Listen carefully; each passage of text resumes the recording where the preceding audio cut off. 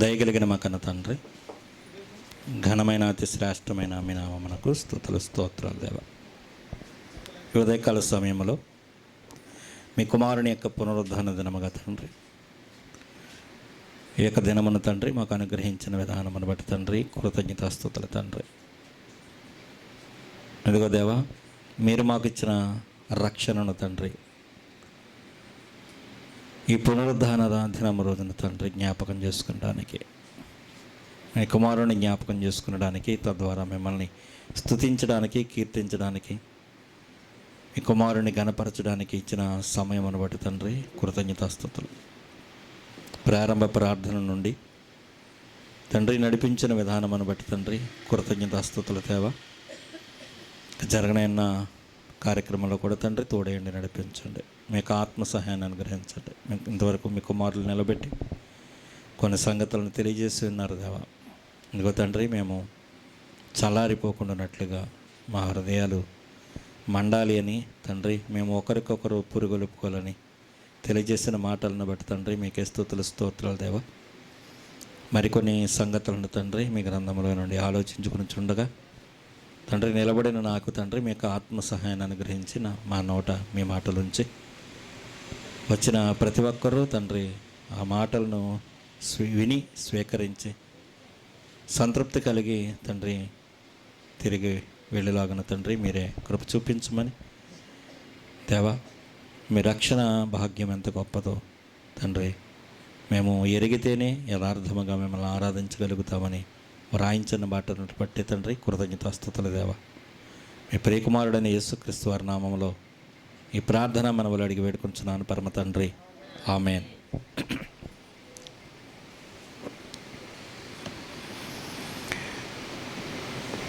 క్రైస్తవ జీవితానికి అందులో పోసే లేక ప్రతి మనిషిని ఆలోచన చేస్తే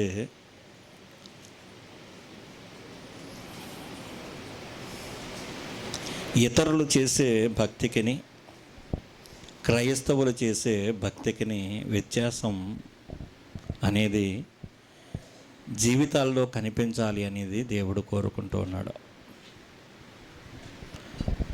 ఏవి మార్పు కలిగి ఉండాలి,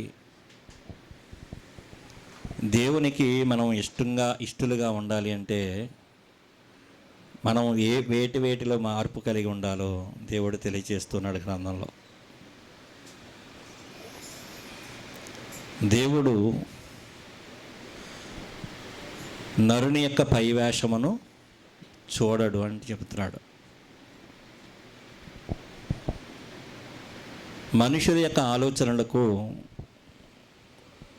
దేవుని యొక్క ఆలోచనలకు చాలా వ్యత్యాసం ఉందని దైవ గ్రంథం తెలియచేస్తూ ఉంది. ఎంత వ్యత్యాసం ఉందట? భూమికి ఆకాశమునకు ఉన్నంత వ్యత్యాసం ఉంది. అంటే దేవుని ఆలోచనలు ఎంతో ఆకాశము కంటే ఎత్తైనవిగా ఉన్నవి. వాటిని అందుకోవాలి అంటే, వాటిని గ్రహించుకోవాలి, వాటిని తెలుసుకోవాలి అంటే మనకి దీన మనసు అనేది చాలా ప్రాముఖ్యమైనది. హృదయ కాఠిన్యం అనేది దేవునికి దూరం చేసేది. మార్కు గారు రాసిన సువార్త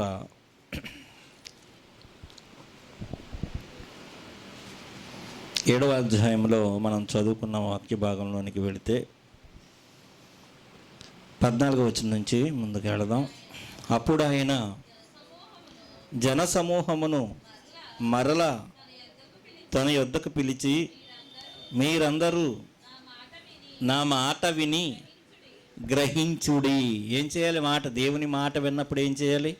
గ్రహించుకోవాలి. హృదయంలో గ్రహింపు కలిగి ఉండాలి.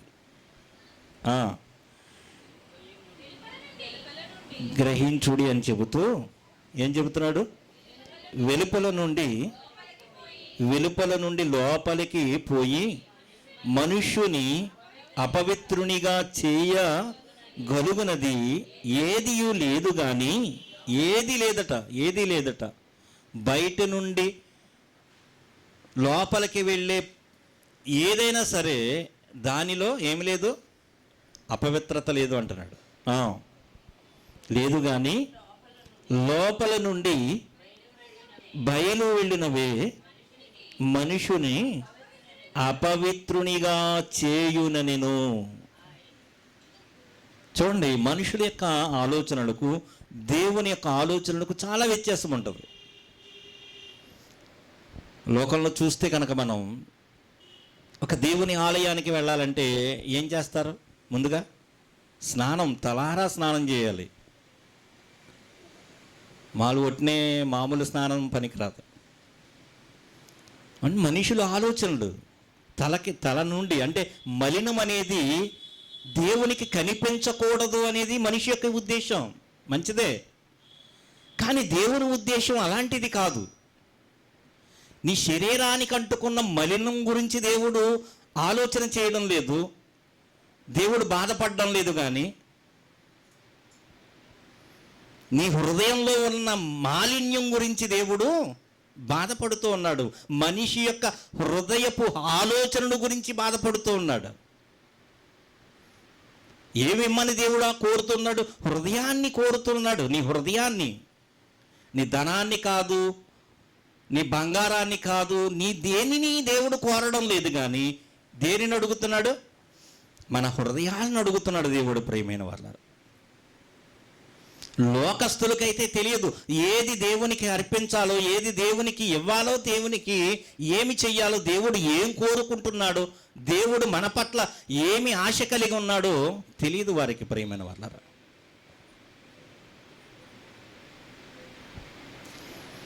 సురేష్ తమ్ముడు చెబుతూ ఉంటాడు, మా చిన్నతనంలో మా తండ్రిని కోల్పోయాం, తండ్రి లేడని. అలాంటి ఆయనకి తండ్రి ఆలోచనలు ఏంటో తెలుస్తాయా? భూమి మీద చిన్నతనంలో తెలియదు. అదే కమిట్మెంట్ ఉన్న వాళ్ళకి, రిలేషన్ ఉన్న వాళ్ళకి ఏమవుతుంది? ఆ తండ్రి ఏమి ఆలోచన కలిగి ఉన్నాడు, ఏమి ఉద్దేశం కలిగి ఉన్నాడు, ఏమి కోరుతూ ఉన్నాడో బిడ్డను అర్థమవుతూ ఉంటుంది. ఎందుకంటే రిలేషన్లో ఉన్నాడు కాబట్టి. అందుకని భూమి మీద ఉన్న మనుషులు ఎవరు దేవుణ్ణి చూడలేదు కనుక, దేవుని యొక్క ఉద్దేశం ఏంటో తెలియక, ఎలా జీవించాలో తెలియక, దేవుని యొద్దకు వెళుతున్నామనుకుంటూ, వారు అనుకునే దేవుని యొద్దకు వెళుతున్నామనుకుంటూ వారు చేసే ప్రయత్నం ఏమిటంటే తలారా స్నానం చేస్తారండి. ప్రియమైన వాళ్ళు ఏవేవో చెట్లకు ఉన్న పువ్వులను, ఈ పువ్వులు దేవునికి ఇష్టం, ఆ పువ్వులు దేవునికి ఇష్టమని ఆలోచన చేస్తూ ఉంటారు.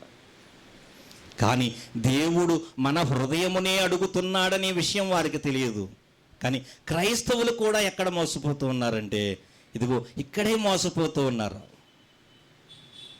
చాలామంది చేసే బోధలు ఏమిటి అంటే, పాత నిబంధనను నూతన నిబంధనకు కలిపి చెరిపేసి ఏం చేస్తున్నారంటే, మీరు ప్రతి ఆదివారం వస్తున్నారా, లేక నెలకొకసారి వస్తూ ఉన్నప్పుడు మీరు ఏం చేయాలంటే, మీ జీతంలో దశమ భాగాన్ని తీసుకొచ్చి దేవునికి కానుకగా ఇవ్వాలి. చెప్పాడా మీకు? నూతన నిబంధనలు ఎక్కడుంది? ఇశ్రాయేలు ప్రజలకు, దేవుని పరిచర్య చేసేవారికి ఆ నియమాన్ని చెప్తే, నూతన నిబంధనలో చెప్పినట్లుగా వారిని వారు పోషించుకోవడానికి చెబుతున్న మాటలుగా మనం తెలుసుకోవచ్చు. ప్రియమైన వాళ్ళ హృదయపు యొక్క తలంపులను కూడా తెలుసుకోగలిగింది దేవుని ఒక్క వాక్యం. ఇక్కడ చదువుకుంటూ వెళదాం. ప్రియమైన వాళ్ళరా, చూడండి ఏం చెబుతున్నాడు. బయట నుండి లోపలికి వెళ్ళేది ఏది మనుషుని అపవిత్రపరచదు, కానీ లోపల నుండి బయలు వెళ్ళేదే మనుషుని అపవిత్రునిగా చేస్తుందని చెబుతున్నాడు. 18వ వచనం నుంచి చూడండి. 18వ వచనం నుంచి 18వ వచనం. ఆయన వారితో ఇట్లనెను, మీరును అంటున్నాడు. ఎవరు వీళ్ళు? శిష్యులు 12 మంది ఏర్పరుచుకున్నాడు ఆయన బోధలు వింటూ ఉన్నారు, ఆయన వెంబడిస్తూ ఉన్నారు, ఆయన్ని దేవుడు కుమారుడిగా అంగీకరించారు. వారే అవివేకులుగా ఉన్నారట. వారు కూడా గ్రహించుకోవడం లేదు, యేసుక్రీస్తు చెప్పిన మాటలను గ్రహించుకోవడం లేదని బాధపడుతున్నాడు యేసుక్రీస్తు ప్రభువారు. మీరును ఇంత అవివేకులై ఉన్నారా?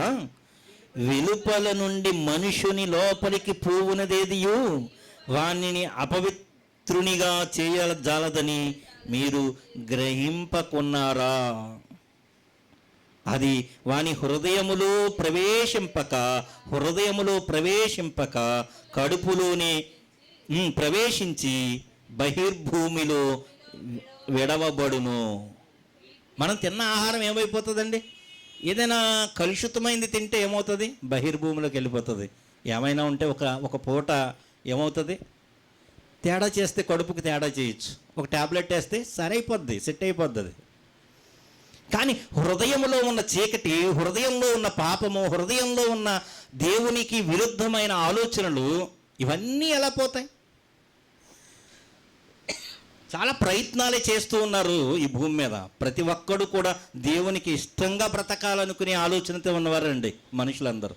కానీ దైవ జ్ఞానం అనేది వారికి సరిగా అందక, లేక క్రైస్తవులుగా మారిన వారే క్రీస్తును వారిలో చూపించలేక ఏమైపోతున్నారంటే విఫలమైపోతూ ఉన్నారు.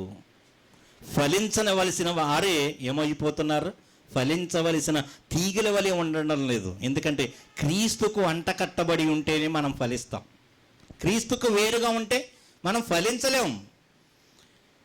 నీతి ఫలాలను మనం ఫలించలేం. ఈ దేవుని యొక్క గొప్పతనాన్ని ఈ లోకానికి తెలియజేయలేం. ప్రియమైన వాళ్ళారా, పై వాటిని మనం ఆలోచిస్తూ ఉంటాం. పై వాటిని ఆలోచిస్తూ ఉంటాం. బొట్టు పెట్టుకున్నారా, అలంకరణ చేశారా, పువ్వులు పెట్టుకున్నారా, ఇలాంటి మాటలన్నీ ఎందుకు వస్తున్నాయంటే సమాజంలో ఏదైతే హృదయంలో ఉండకూడదని దేవుడు చెప్పాడో వాటన్నిటినీ మనం హృదయంలో ఉంచుకుంటూ ఉన్నాం. దేవుడు ఏది పరీక్ష చేస్తాడో వాటిని మానేసి దేవుడు పైరూపమును చూడరు అని చెప్పిన వాక్యాన్ని పక్కన పెట్టి మనం ఏం చేస్తున్నామంటే పైరూపం ఎలా ఉంది నీకు, అన్యజనులు ఎలా ఉన్నారు పువ్వులు పెట్టుకున్నట్టుగా నువ్వు అలా పువ్వులు పెట్టుకుంటే ఎలాగా? ఎక్కడ చెప్పాడండి అసలు? అలా చెబితే అసలు ఆ దైవజనులు అనేవారు వేసుకునే ఒక దుస్తులు ఉన్నాయి చూస్తారంటే, విలువ గల వస్త్రములను ధరించుకోవద్దని చెబుతున్నాడు దేవుడు. ఎక్కడ పాటిస్తున్నాం? పాటించేటప్పుడేమో విఫలమైపోతూ కూర్చున్నవారు ఏదో వింటున్నారు కదా అని మనకిష్టం వచ్చినట్టు బోధించడం కాదు. ఎందుకంటే మన బోధ దేవుని ఎదుట బోధిస్తున్నామని చాలా జాగ్రత్త కలిగి బోధించాలి. ఏది పడితే అది మాట్లాడకూడదు. ఎందుకంటే జవాబు చెప్పవలసిన వారిగా ఉన్నాము.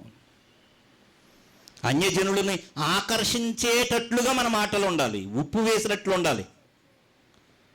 ఉప్పు ఎక్కువైనా రుచిగా ఉండదు మాట. పదార్థం ఏమవుతుంది? ఉప్పు ఎక్కువైంది అనుకోండి, ఒక స్పూను చవకే కానీ ఎక్కువేస్తే మొత్తం పెంట మీద పాడేయాలి. లేకపోతే దాన్ని సరి చేయవలసి వస్తుంది. చాలా పాటలు పడవలసి వస్తుంది. అది కలిపి ఇది కలిపి చాలా పాటలు పడాలి దాని కొరకు. ఆ పదార్థం పాడైపోతుంది. దాన్ని మళ్ళీ సరి చేస్తానికి ఏదో ఒకటి కలపాలి. మళ్ళీ చాలా జాగ్రత్తగా దైవజనుడు అన్నవాడు చాలా జాగ్రత్తగా నోటిని కాపాడుకోవాలి. ఉప్పు ఎక్కువైనా పదార్థం బాగోదు, ఉప్పు తక్కువైనా బాగోదు, రుచి ఉండదు.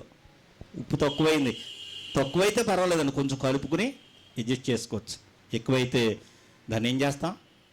లేచి వాష్ బేసిన్లో ఉమ్మేస్తాం. మన జీవితాలు కూడా ప్రియమైన వాళ్ళరా, హృదయము దేవుని ఎదుట సరైందిగా లేదా దేవుడు మనల్ని విసర్జించేవాడిగా ఉంటాడు. ప్రియమైన వాళ్ళరా, మన హృదయం దేవుని ఎదుట సరైందిగా ఉండాలి. ఇవన్నీ లోపల నుండి నోటి వెంబడి వస్తుంది మాట. అంటే అది ఎక్కడ స్థిరపరచబడుతుంది? ముందు హృదయంలో నాటబడుతుంది. ముందు హృదయంలో ఆలోచన కలిగి ఉంటాం మనం. ఈ రోజున వాక్యం ఏం చెప్పాలి అని ముందు దైవజనుడు సంసిద్ధం అవ్వాలి. హెబ్రీలకు రాసిన పత్రిక, దేవుని యొక్క వాక్యం చాలా బలమిగలదని తెలియచేస్తూ ఉన్నాడు హెబ్రీ గ్రంథకర్త. చూడండి, హెబ్రీలకు రాసిన పత్రిక 4వ అధ్యాయము 12-13 వచనాలు చూడండి. దేవుని యొక్క వాక్యం ఎలాంటిదో చెబుతున్నాడు దేవుడు. ఎందుకనగా దేవుని వాక్యము సజీవమై బలము గలదై రెండంచులు గల ఎటువంటి ఖడ్గము కంటెను వాడిగా ఉండి ప్రాణాత్మలను, కీళ్లను, మూలుగను, విభజించునంత మటుకు దూరుచు దూరుచు అక్కడ ఆగిపోయిందా?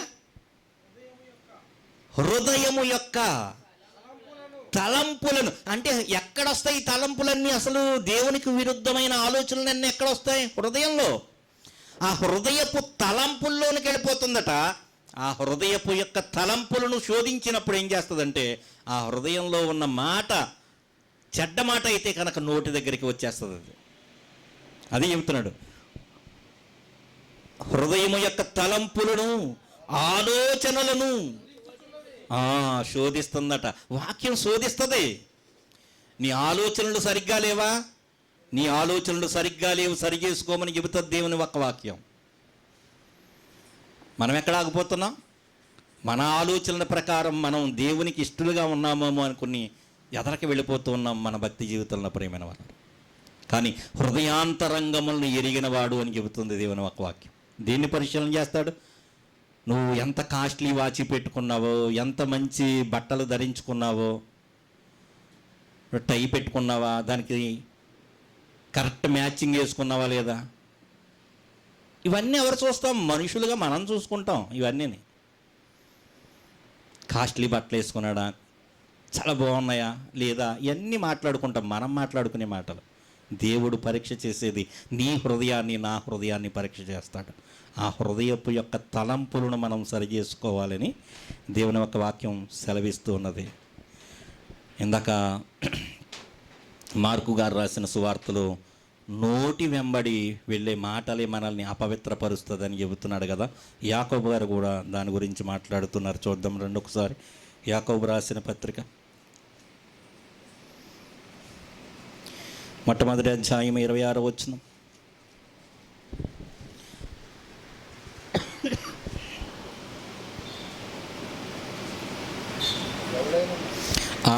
ఎవడైనను నోటికి కళ్ళెము పెట్టుకొనక తన హృదయమును మోసపరుచుకో, అంటే కళ్ళెం పెట్టుకోవట్లేదంటే లాక్ చేయట్లేదు. కళ్ళెం అనే మాట ఎక్కడంటాం? గుర్రానికి ఉంటుంది కళ్ళెం. అది ఎలా సరిగ్గా నడవాలో దానికి కళ్ళెం వేసి, మనుషుడు ఆ కళ్ళాన్ని వేసి దానికి తాళ్ళు వేసి పైన కూర్చుంటాడు, దాన్ని స్వారీ చేస్తూ ఉంటాడు. కళ్ళు వేయకపోతే ఏం చేస్తుంది? అది మాట ఎందో ఇటు పడితే అటు వెళ్ళిపోద్దా? మనుషుడికి లోపడదు. అది మనుషులకి గుర్రాలను, సింహాలను లేక రాజ్యాలను స్వాధీనపరుచుకోవడం తెలుసు, కానీ వారి హృదయంలో ఉన్న చెడుతనాన్ని పోగొట్టుకోవడం తెలీదు ఎవరికి వారికి. చాలామంది అండి ఈ మీడియా వచ్చిన తర్వాత యూట్యూబ్లో కానీ మీడియాలో కానీ మనం చూస్తూ ఉంటే మాట్లాడకూడని మాటలు మాట్లాడుతూ మీడియాకు దొరికిపోతూ ఉన్నారు. తర్వాత వాటిని సరి చేసుకోవడానికి ఎన్నో పాటలు పడుతూ ఉంటారు. ఒక్కొక్కసారి నేను ఈ మాట అనకూడదు అని అప్పుడు రిలీజ్ అవుతాడు. ఎందుకు ఈ మాటలన్నీ అంటున్నాడు అసలు అంటే, హృదయం చెడిపోయిన దాన్ని బట్టి వాడి యొక్క హృదయపు తలంపులే మాటగా, నోటి మాటగా బయటకు వస్తూ ఉంటాయి. అందుకే చెబుతున్నాడు దైవజనుడు ఇక్కడ యాకోబు గారు. ఏం చెబుతున్నాడు? ఎవడైనను నోటికి కళ్ళెము పెట్టుకొనక తన హృదయమును మోసపరుచుకొనుచు భక్తి గలవాడనని అనుకుని ఎడల వాని భక్తి, నువ్వు చేసే భక్తి వ్యర్థమే. నువ్వు నోటిని కాచుకోలేకపోయావా?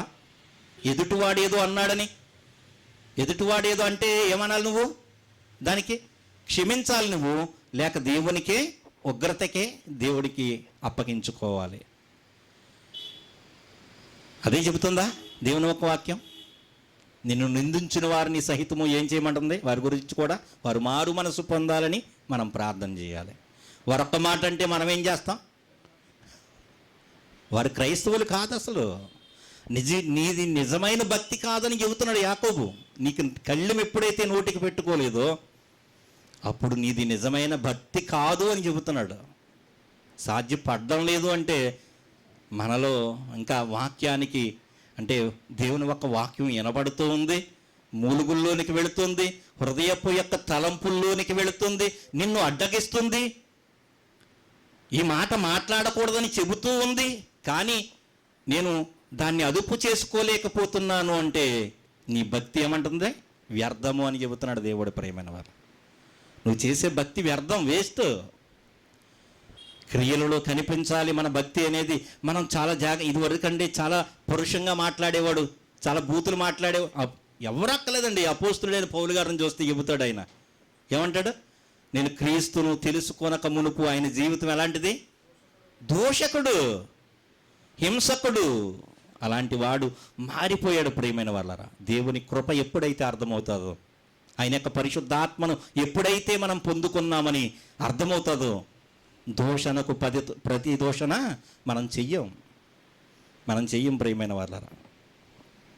కీర్తనల గ్రంథము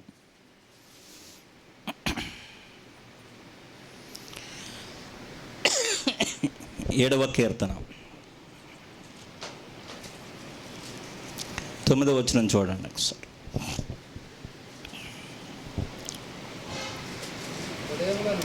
హృదయములను అంతరేంద్రియములను పరిశీలించు నీతి గల దేవా అంటున్నాడు. ఏమంటున్నాడు దేవుణ్ణి? హృదయాలను అంతరేంద్రియాలను. హృదయంలో అంతరేంద్రియాలు ఉన్నాయి, దాంట్లో పార్ట్స్ ఉన్నాయి. వాటిని కూడా పరిశీలించగలడట దేవుడు. ఎవరని చెప్పగలరండి? 1 కోటి రూపాయలు ఇస్తే మనిషిని అక్కడ కూర్చోబెట్టి వీడి హృదయంలో ఏముందో చెప్పగలడా అని ఆలోచన చేస్తే ఏ భూమి మీద ఏ మనుష్యుడు చెప్పలేడండి, చెప్పలేడు.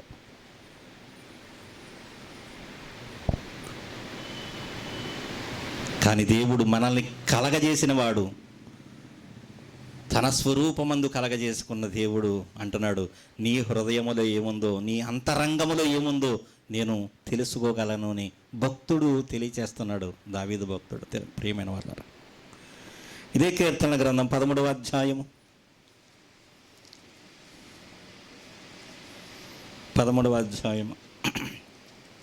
5వ వచనం చూడండి. నేనైతే నీ కృపయందు నమ్మిక ఉంచి ఉన్నాను, నీ రక్షణ విషయమై నా హృదయము హర్షించుచున్నది. యెహోవా నాకు మహోపకారములను చేసి ఉన్నాడు, నేను ఆయనను కీర్తించేదను అని చెబుతున్నాడు. ప్రియమైన వాళ్ళారా, నా హృదయము హర్షించుచున్నది. ఎవరు? దేవుడిచ్చిన రక్షణను బట్టి. అప్పుడు ఇంకా యేసుక్రీస్తు ప్రభువు వారు ఏమవ్వలేదు, బలియాగం అవ్వలేదు. అప్పుడే దేవుడు చేసిన మేలులను బట్టి ఆయన హృదయంలో ఏం చేస్తున్నాడట? ఆనందగా గీతాలు పాడుతూ ఉన్నాడు దావీదు గారు. ఏది మనకి రక్షణ ఆనందం? ఏది అసలు? దేవుడు మనల్ని రక్షించాడు అని ఆనందం ఏది? ఫ్యాన్లు కట్టామా? కరెంట్ పోయిందండి.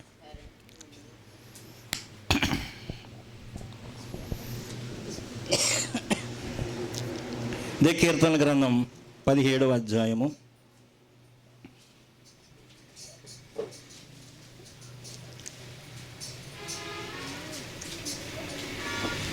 17వ అధ్యాయం 3వ వచనం కూడా చూడండి. రాత్రివేళ నీవు నన్ను దర్శించి నా హృదయమును పరిశీలించితివి, నన్ను పరిశోధించితివి, ఏ దురాలోచనయు కానరాలేదట. అంటే భక్తుడు యొక్క హృదయం ఎలా ఉందో చెబుతున్నాడు.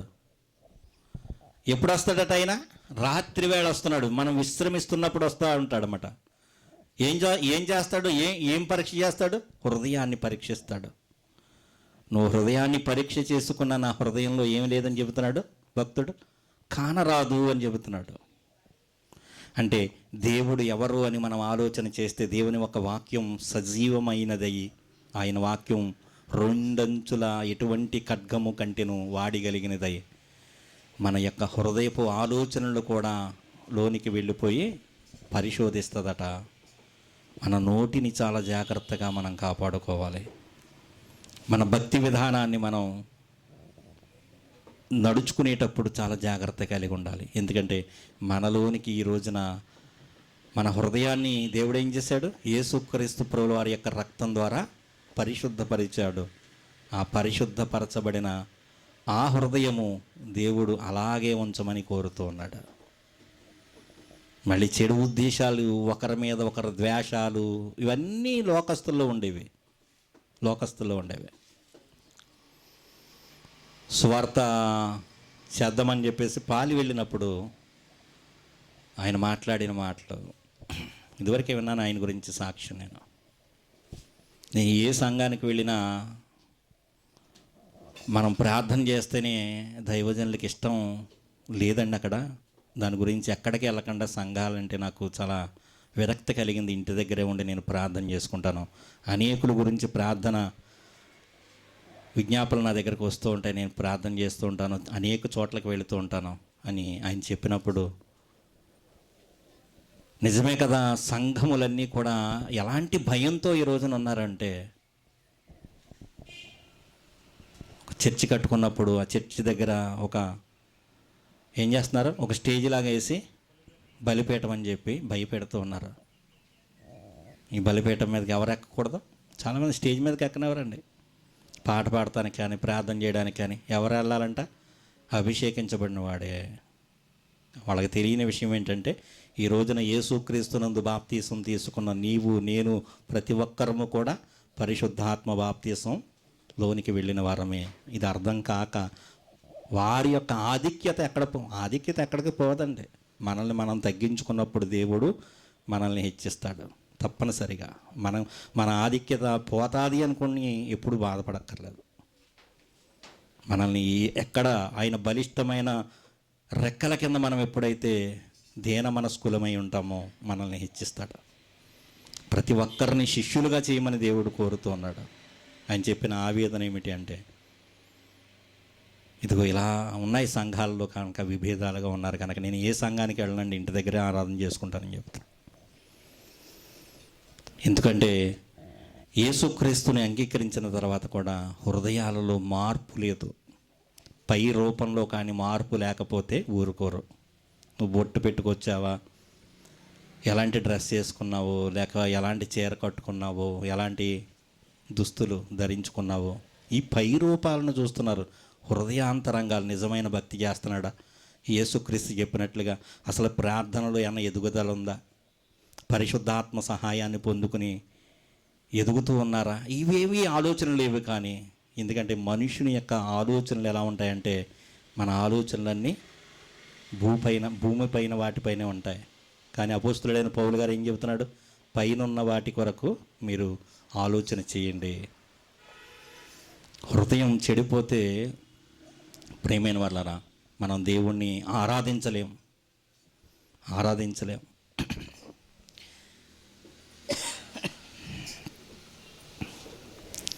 మత్తయి గారు రాసిన సువార్త ఈ హృదయం గురించి మనం స్టడీ చేసినట్లయితే చాలా జాగ్రత్తగా యేసుక్రీస్తు ప్రభువు వారు కూడా ఈ భూమి మీద జీవించినప్పుడు మత్తయి గారు రాసిన సువార్త 9వ అధ్యాయం చూడండి ఒకసారి, ముగించుకుందాం. మత్తయి గారు రాసిన సువార్త 9వ అధ్యాయం 4వ వచనం చూడండి. యేసు వారి తలంపులు గ్రహించి మీరెందుకు మీ హృదయములలో దురాలోచనలను చేయుచున్నారు. అంటే ఏ దురాలోచన చేస్తున్నాడో యేసుక్రీస్తు ప్రభువు వారికి ఏమవుతుంది? టేకప్ అయిపోతుంది, తెలిసిపోతుంది. హృదయంలో ఆలోచించుకున్నది చెప్పేస్తున్నాడు ఆయన. ఎందుకు దురాలోచన చేస్తున్నారు మీరు?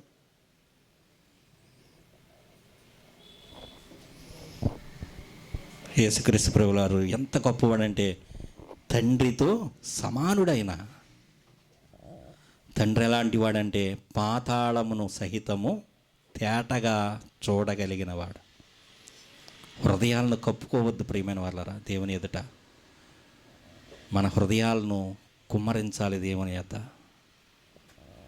ఈ కార్యం ఎప్పుడు జరుగుతుంది అంటే, ఇదిగో యేసుక్రీస్తు ప్రభువు వారి యొక్క రక్తం నా హృదయాన్ని పరిశుద్ధపరిచింది.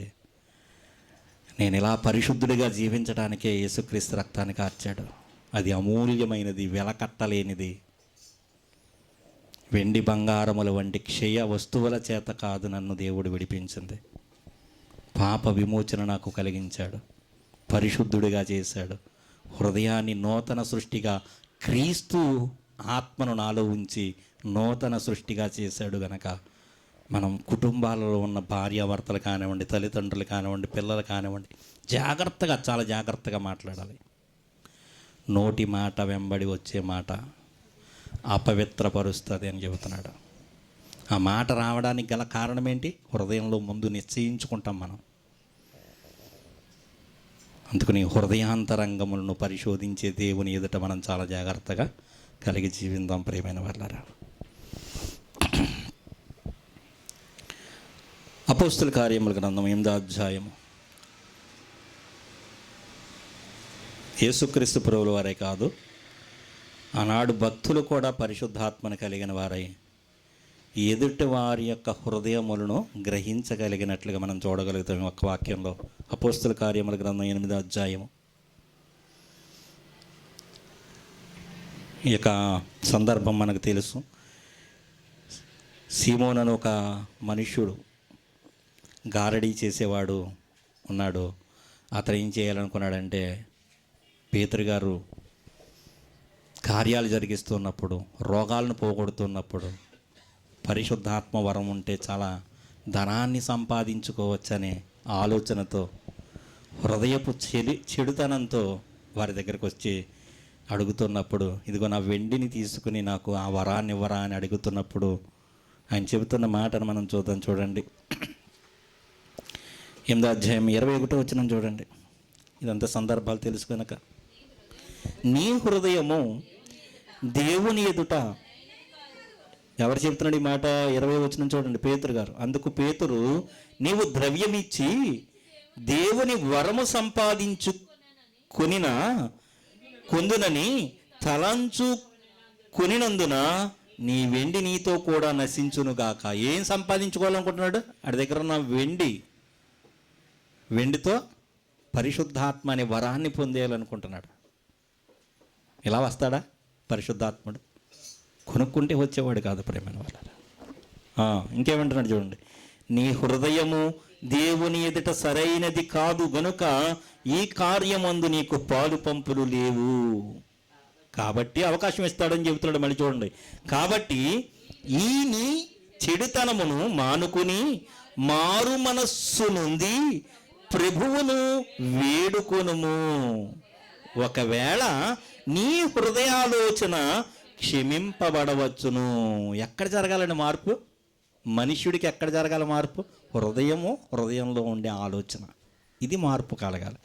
ఈ మార్పు కలగకే సంఘాలలో వ్యత్యాసాలు, హెచ్చుతగ్గులు, తారతమ్యాలు ఇవన్నీ వస్తున్నాయి. ఏక మనస్సు అనేది రావడం లేదు. ఎందుకంటే నేను క్రీస్తునందు ఈ సంఘములో దాసుడును అనే ఆలోచన మనకు లేదు. మనందరికీ ప్రభు ఒక్కడే, ఎవరు ప్రభువులం కాదు. మనం ఎవరు? సంఘానికి శిరస్సు ఎవరు? క్రీస్తు. మనమందరము అవయవాలము అని ఈ దీన మనస్సు ఎప్పుడైతే మనకు వస్తుందో అప్పుడు హృదయపు యొక్క ఆలోచనలు చాలా బాగుంటాయి, చాలా బాగుంటాయి ప్రియమైన వాళ్ళ. రోమీలకు రాసిన పత్రిక 8వ అధ్యాయం.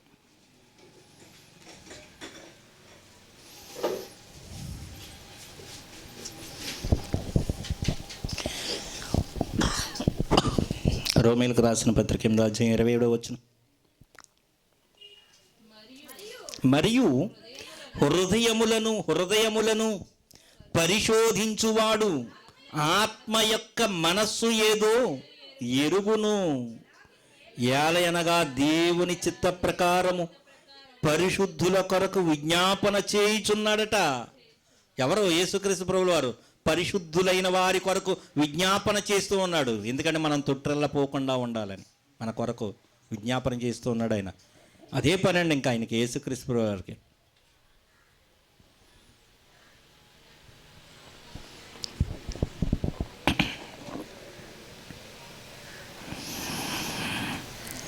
మరియు హృదయములను పరిశోధించువాడట. ఎవరు దేవుడు? హృదయాలను పరిశోధించేవాడు. నీ దుస్తులు ఎలా ఉన్నాయి, నీ వస్త్రధారణ ఎలా ఉంది, ఇవన్నీ చూడడు ప్రియమైన వాళ్ళ. చాలామంది హృదయంలో మార్పు కలగకపోయినా పై వేషానికి వేషం మార్చుకొని భాషను మారుస్తూ ఉంటారు. అంటే వారి హృదయంలో మార్పు కలిగిన వారిగా జీవిస్తున్నట్లుగా, దేవునికి ఇష్టలుగా ఉన్నట్లుగా ఏం చేస్తారంటే మృదువుగా మాట్లాడుతూ ఉంటారు. ప్రయత్నపూర్వకంగా చేసే ప్రయత్నమే కానిది హృదయంలో నుంచి కలిగేది కాదు. స్టైల్ కాదు దేవుడు చూసేది. ఎందుకంటే మళ్ళీ మనల్ని మనం మోసపుచ్చుకోకూడదు. ఎప్పుడు కూడా మార్పు అనేది హృదయము, అంతరంగ స్వభావాన్ని మనం మార్చుకోవాలి. ప్రియమైన వాళ్ళు, దెస్సలోనీయులకు రాసిన మొదటి పత్రిక ముగించుకుందాం. 2వ అధ్యాయము 4వ వచనం. సువార్త మాకు అప్పగించుటకు యోగ్యులమని దేవుని వలన ఎంచబడిన వారమై మనుష్యులను సంతోషపెట్టువారము కాక మన హృదయములను పరీక్షించు దేవునినే సంతోషపెట్టువారమై బోధించుచున్నాము. బోధించేవారు ఎలా బోధించాలండి? హృదయాలను పరీక్షించే దేవుడు. ప్రియమైన వాళ్ళరా, దేవుడెవరు? హృదయాలను పరీక్షించే దేవుడు ఉన్నాడని చాలా జాగ్రత్త కలిగి మేము మిమ్మల్ని హెచ్చరిస్తున్నామని దేవుని ఒక వాక్యం సెలవిస్తుంది. సువార్త మాకు అప్పగించుటకు యోగ్యులమని దేవుని వలన ఎంచబడిన వారమై మనుషులను సంతోషపెట్టువారము కాక. అంటే మనుషులను సంతోషపెట్టడం అంటే దేవునికి ఇష్టం లేని మాటలు కూడా ఏడు చెప్పి ఏం పర్లేదండి అలాగా అని చెప్పేసి చెప్తే మీకు ఇష్టం అవ్వచ్చు, మిమ్మల్ని సంతోషపెట్టచ్చు. అది దేవునికి ఇష్టం లేకపోతే మేము దోషులుగా కనపడతాం. కనుక దైవజనుడు అనేవాడు చాలా జాగ్రత్త కలిగి వాక్యాన్ని చెప్పేవాడిగా ఉండాలి. ఎందుకంటే హృదయములను పరీక్షించు దేవునినే సంతోషపెట్టువారమై బోధించుచున్నాము. మన బోధ ఎలా ఉండాలి? దేవుణ్ణి సంతోషపరిచా. అలాగని మనుషుల్ని గాయపరిచేసి వాళ్ళని బాధ పెట్టేసి వాళ్ళని ఏదో చేసేసి మార్చేద్దామంటే మారిపోరు. దేవుని ఒక వాక్యం అర్థమైతేనే ఏ మనిషి అయినా దేవునికి మన జీవితాలను అప్పగించుకోగలుగుతాం. దేవుని ఒక వాక్యం అర్థం కానంతసేపు ఆనాడు శిష్యులు కూడా ఆయన తిరిగి లేచాడని వార్త విన్నాక వారి హృదయాల్లో మార్పు కలిగింది. ఒక ఆయన అయితే ఏం చేశాడు? వేలు పెట్టి చూస్తాను ప్రభు, అప్పుడు దాకా నేను నమ్మనన్నాడు.